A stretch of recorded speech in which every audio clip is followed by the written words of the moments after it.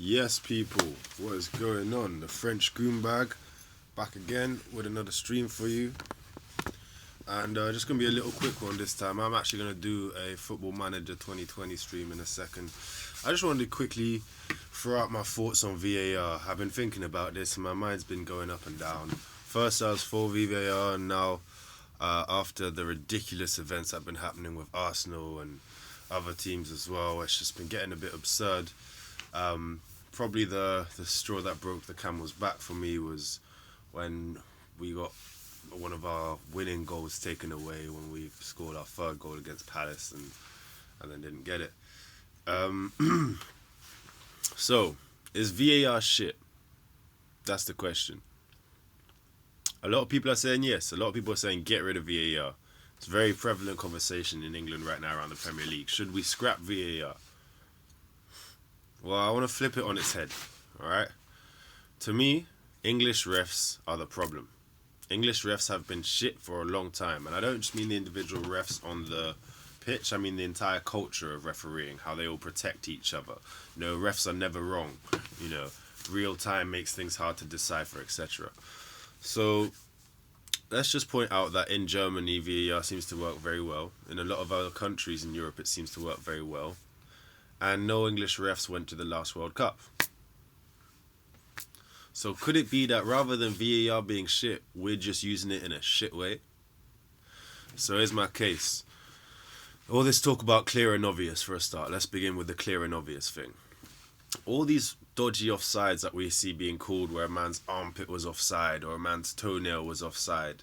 Well, first of all, there's the discussion that how do you know he's offside? Because you're basing it on a split frame of like a millisecond, but you don't actually know if that's the exact millisecond where the ball left the player's foot, because you can't actually see. There's no camera looking at the point of contact between the ball and the foot. You know, when you make the sound, isn't necessarily where then the ball leaves the foot. Like, if it was a millisecond later or before and you've got it wrong in terms of when the ball leaves the foot, why should it be within a millisecond for when the guys across the line? You don't actually know. It's kind of arbitrary in that sense. So that's number one. Number two is, you're not supposed to overturn a referee's decision if it's clear and obvious, right? Well, all of these offsides where it's an armpit or it's a toe and you don't know if the ball's left the foot, that's not clear and obvious. So why are they overturning the referee's decision for that, and they're not doing it for, say, penalties where it seems clear and obvious to us, but apparently to the guys in the box, it's not clear and obvious enough to overturn?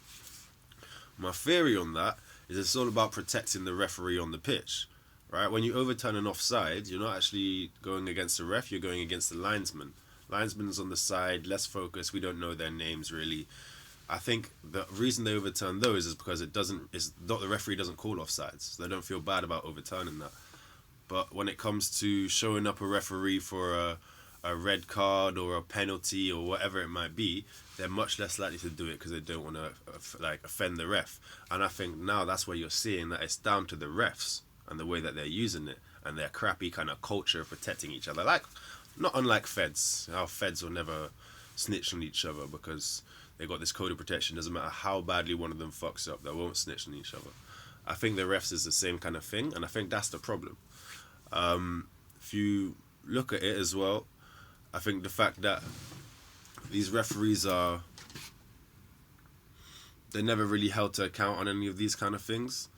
Basically, I think the VAR issue, and you know, they're never asked to go over to the screen, for example, take responsibility. Like, they got the thing in their ear, the thing protects them, and then they just keep moving. They don't actually go over to the screen to have a look and see if they were wrong. I believe they do that, and they definitely did it in other competitions, possibly in Europe.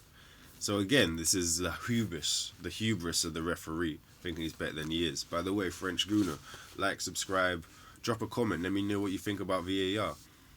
My stance is that VAR, for a start, it's not going anywhere. It's like all kinds of technology. People might be mad at the technology, but it's not going anywhere. So we got to make it better. This whole talk of get rid of VAR, that's some Luddite shit, bro. Like, that's not gonna happen, bro. You're trying to live in the past, my guy. It's not happening. What you need to do is make it better, make it actually work, because it's gonna be here to stay. And the problem is the same problem as it was before VAR, is that the English referees who use it are still shit. So whether we have VAR or not, the referees are going to be shit if we don't fix the problem. Like, that's really and truly the problem. VAR is meant to make stuff more accurate, but if the same refs are using it, it's not going to be any better. And it's the same culture as well that's around it in terms of protecting the referee. The referee can never be wrong. Well, that's the whole point of VAR, is making sure we see these guys are wrong. I look forward to the time when we just got robots in place of refs, less emotional. Robots can't support a football team. No Mike Dean theatrics and then things there. But yeah, that's my views on VAR. Basically, I don't think VAR is a problem. I think it's specifically down to the refs and the culture of refereeing, of not wanting to turn one of their own and like actually point out one of their own mistakes, type of thing. And I think that's down to English refs at the end of the day. But yeah, let me know what you think. If you disagree, if you agree, like the video, subscribe to the channel if you're new, drop a comment, let me know what you think. I'm gonna do a little beta stream for FIFA 2020 now, so yeah man, tune in for that still.